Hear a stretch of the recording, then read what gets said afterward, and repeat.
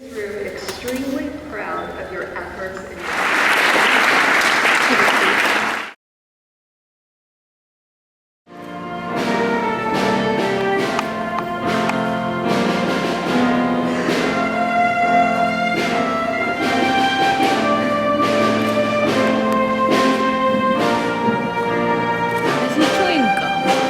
at the college. And he is also the secretary of the Economics Club and a member of the South Asian Student Association on campus. Adithya graduated from Congressional in 2007, not that long ago. And following his time at Congressional, he attended Thomas Jefferson High School for Science and Technology, where he co-led an all-male a cappella group, as well as a co-madrigal group. He is now at the College of William & Mary, and it is my pleasure to introduce Adithya Simha.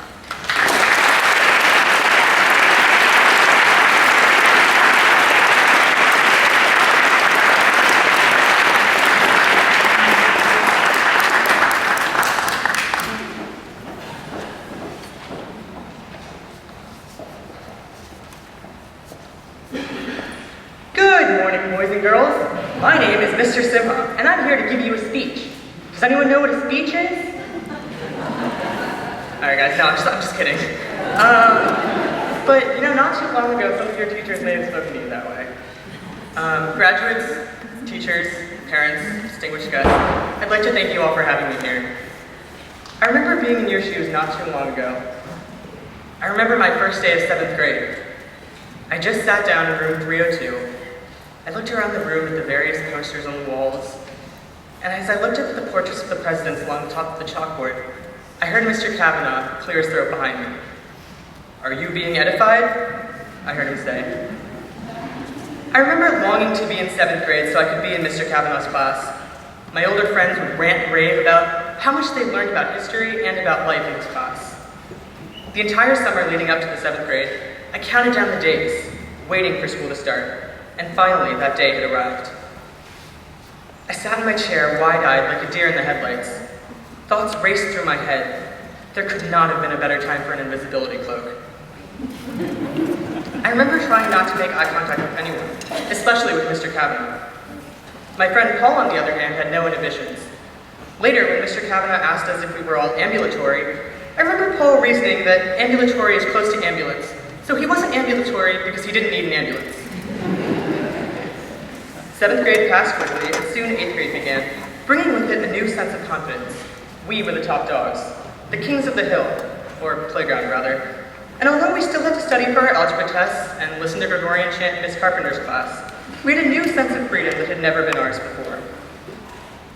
High school brings with it new challenges and responsibilities that may seem daunting, but are really exciting. It can be scary leaving a place you've called home the last many years, somewhere you felt comfortable and familiar at every turn. Many of your high school classes will require you to read, work, and study harder than you ever have before. I remember studying for my first quarter exam at TJ. At the end of each quarter, my freshman biology teacher gave us cumulative exams on what we'd covered that semester, or that term rather. It was my very first quarter in high school, and I wanted to prove to myself that I could conquer the material. So I spent a good 2 weeks before the exam poring over the material and the study guide that my classmates and I had created. Because there can be so many reading-intensive classes in high school, it's very important that you learn how to manage your time well and to not get distracted. These are tools that you will continue to use in college and throughout life. While academics are of the utmost importance, it's impossible for anyone to be so one-sided. It's equally important for you to find an outlet through some activity. For me, that outlet was through singing. I started singing here at Congressional thanks to Miss Carpenter, and it has become a huge part of who I am today. Some of my closest friends in high school were in my a cappella groups, and even to this day, I continue to sing. As Ms. Marsh said, I'm part of the oldest a cappella group at the college, the Christopher Wren Singers.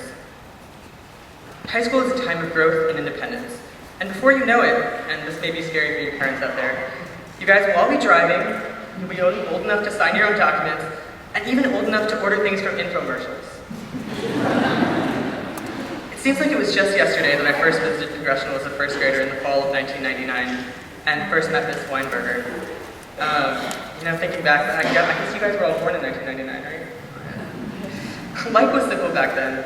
Major conflicts consisted of who could run faster or who could bob it the best. But while a lot has changed since those days of circle time and show and tell, life is still simple.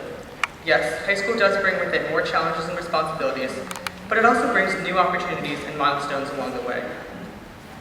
Today marks the end of a chapter, and thus the beginning of the next chapter in your lives as students. Keep in mind, however, that this next chapter has not yet been written. You are the ones who will determine whether you're on the New York Times bestseller list. Follow your heart, enjoy what you do, and dream big. Expand your horizons while staying true to yourself at the same time. Do not follow where the path may lead. Go instead where there is no path and leave a trail. Ralph Waldo Emerson. Congratulations, class of 2013. I wish you all the best.